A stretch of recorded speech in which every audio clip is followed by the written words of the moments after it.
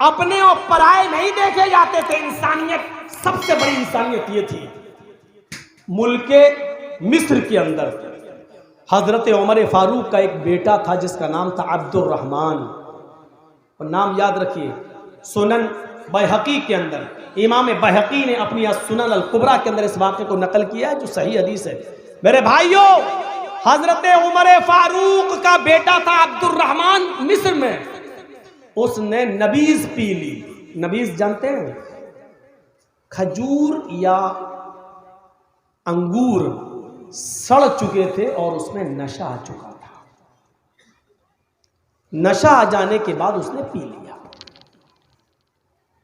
तो पीने के बाद उनको नशा आ गया। और ये बात आम हो गई कि उमर फारूक के बेटे ने, अब्दुर्रहमान ने नबीज पी ली, शराब पी ली। मिस्र के गवर्नर अमर इब्ने आस के पास यह खबर पहुंची कि मेरे बेटे ने, अमर इब्ने आस के पास खबर पहुंची कि उमर फारूक के बेटे ने शराब पी ली। उनको बुलाया और पूछा। उन्होंने कहा, हाँ, मुझे ये नहीं मालूम था कि ये सड़ गई है और इसमें नशा आ गया होगा। मैंने पी लिया, पीने के बाद पता चला कि इसमें नशा आ गया और मैं नशे में आ भी गया था। चलो कोड़े लगाए जाएंगे। हजरत उमर फारूक के बेटे को 40 कोड़े मारे गए। किसने मारे? अमर इब्ने आस ने पड़वाए। मिस्र के अंदर 40 कोड़े पड़ गए। लेकिन मदीने में बैठे हुए उमर फारूक को जब पता चला कि मिस्र के अंदर मेरे बेटे ने शराब पी ली और यह भी पता चला कि मेरे बेटे को कोड़े मार दिए गए, 40 कोड़े, उन्होंने मिस्र के गवर्नर को खत लिखा, जितनी जल्दी हो सके एक अच्छी सी सवारी करके, एक अच्छा सा घोड़ा तैयार करके मेरे बेटे अब्दुर्रहमान को मदीने भेजो।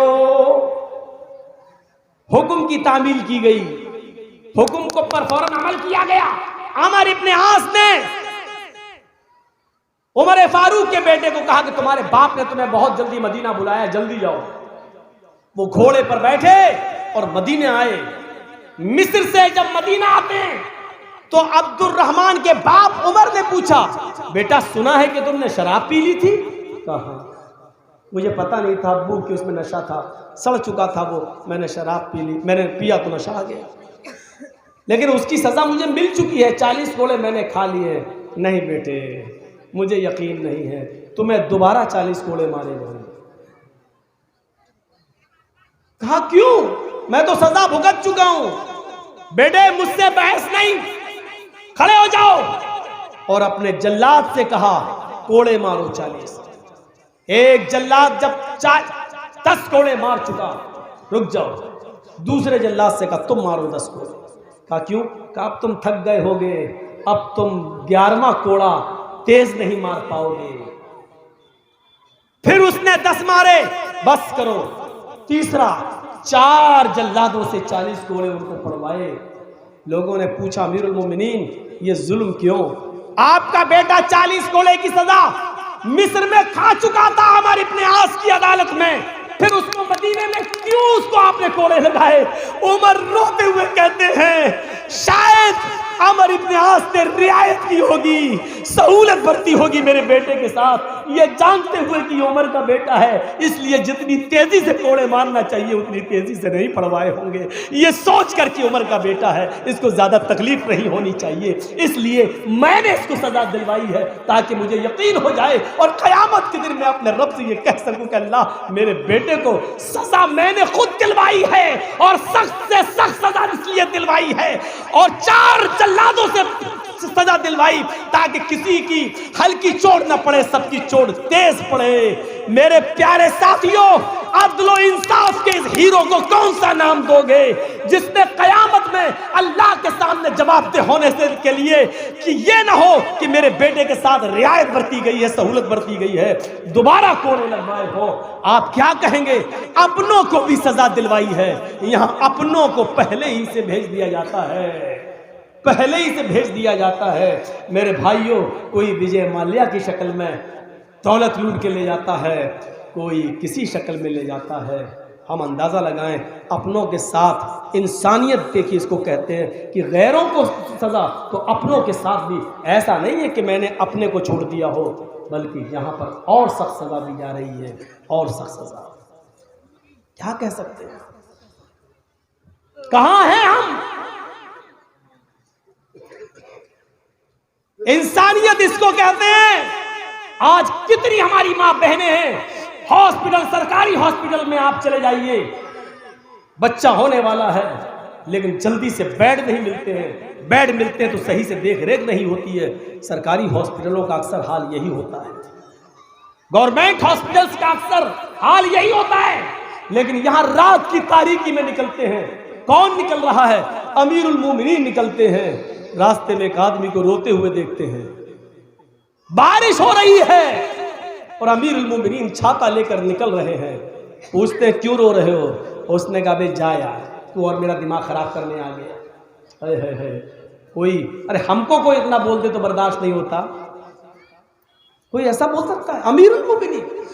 और उसके पास बैठ गए, वो पहचान नहीं पा रहा है, मुसलमान नहीं है, किसी और मजूसी है, आग का पुजारी है, लेकिन है तो इंसान।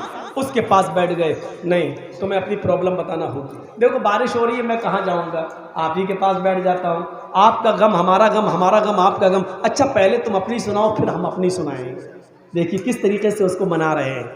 उसने कहा भाई तू इतना पीछे पड़ गया तो सुन, क्या मेरी बीवी दर्द से कराह रही है, उसके 9 महीने पूरे हो चुके हैं, बच्चे की पैदाइश का वक्त करीब है, पूरे गांव में मैंने घूम लिया, दाया नहीं मिल रही है, कोई औरत नहीं मिल रही है जो घर आ जाए और वो मेरी बीवी की डिलीवरी करा सके।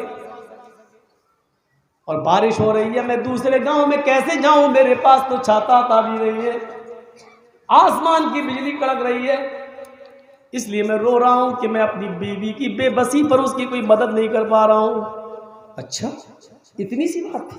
क्या इतनी सी बात? रुको मैं अभी आता हूं। कहे क्यों? अरे मेरी बीवी खुद दाया है। उसको वो अंदर गए, हजरत उमर फारूक रज़ियल्लाहु ताला ने अपनी बीवी से कहते हैं आतिका आज बहुत बड़ी खिदमत खल्क करने का मौका है, आज समाज की सेवा करने का इससे अच्छा मौका नहीं मिलेगा, आज इंसानियत की खिदमत का इससे अच्छा मौका नहीं मिलेगा। रात के अंधेरे में उठो, एक मजूसी भाई, एक मजूसी आदमी की बीवी को दर्द से हो रहा है, उसकी डिलीवरी का वक्त करीब है और उसको कोई दाया नहीं मिल रही है। अच्छा उठती हैं जल्दी, तेल लेती हैं, कपड़ा लेती हैं और अपने शौहर के साथ चल देती हैं।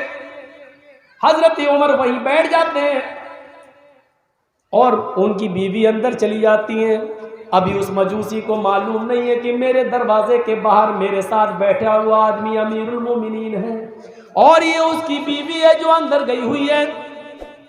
हजरत उमर फारूक की बीवी कहती है बहन तुम्हें जरा भी फिक्र करने की जरूरत नहीं, तेल वेल लगाया, मसाज वगैरह किया और डिलीवरी जिस तरीके से कराई जाती है उसी तरीके से बहुत आसानी के साथ हजरत उमर फारूक की बीवी ने उस मजूसी औरत की बीवी की डिलीवरी करा दी और बच्चा रोते हुए बाहर आ गया, लड़का हुआ। लड़के की आवाज बाप ने भी सुनी, उसके हजरत उमर फारूक की बीवी अंदर से चीखती है, अमीरुल मोमिनीन अपने शौहर से कह रही है अमीरुल मोमिनीन। इधर से आवाज आती है जी नाम बोलिए, अपने मजूसी भाई से कह दीजिए कि अल्लाह ने तुम्हें बेटा दिया है, मुबारक हो, अल्लाह ने तुम्हें बेटे से नवाजा है। इधर उसकी आंखें टनी हुई हैं मजूसी की। अमीरुल मोमिनीन, बीवी ने कहा अमीरुल मोमिनीन, वहां क्या फाड़ा है? हजरत उमर ने पानी के छींटे मारे, क्या हुआ? आप कौन है? कहा तुम्हारा भाई। क्या नाम है? का नाम से क्या मतलब? का नहीं बोलो। उमर अपने खत्ताब के बेटे हो, अमीरुल मोमिनीन। कहा नहीं ये तो ऐसे ही नाम है, बल्कि मैं तो खादिमुल मुस्लिमीन खादिमुल नास हूँ, मैं तो सारी इंसानियत का खिदमत गुजार हूँ। घबरा क्यों रहे हो? गौर करो। आज ये उम्मीदें लगाई जा सकती हैं किसी से भी, चाहे यूपी वाला हो, चाहे दिल्ली वाला हो, चाहे राजस्थान वाला हो, चाहे हरियाणा वाला हो, चलो बंगाल वाला, किसी से ये उम्मीदें लगाई जा सकती हैं। खुद आया हो, अपनी पत्नी को लेके आ गया हो और बीवी की डिलीवरी करा रहा हो। जरा तसव्वुर कीजिए मेरे भाइयों, इससे बड़ी इंसानियत और इससे बड़ा इंसानियत का दर्स हमें कहां मिलेगा। ये कतई तसव्वुर नहीं किया हजरत उमर ने कि काफिर है, मजूसी है, मरने दो, उसकी बीवी मरेगी, आग भाई मरने दो। ये नहीं, ये तो आज इन जनसंघियों ने हमारे माइंड में भर दिया है। वरना इस मुल्क में, हमारे भारत में मुसलमान लोग होली मिलन करवाया करते थे और हिंदू भाई ईद मिलन करवाया करते थे। इस देश की धरती पर गंगा जमुना हमने अपनी आंखों से देखी है। कितने हिंदू भाइयों ने मुझे होली मिलन, ईद मिलन पे बुलाया। ईद मिलन वो करवाते थे और ईद के दिन हमें उनके यहाँ जाना पड़ता था और ईद मिलन पर हिंदू मुस्लिम एकता पे हमें बोलना पड़ता था।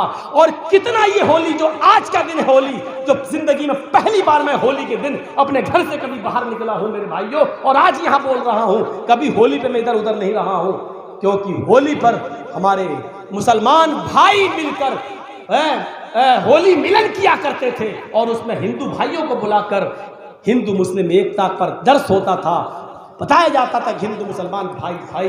लेकिन 2014 के बाद से न ईद मिलन हो रहा है और न होली मिलन हो रहा है।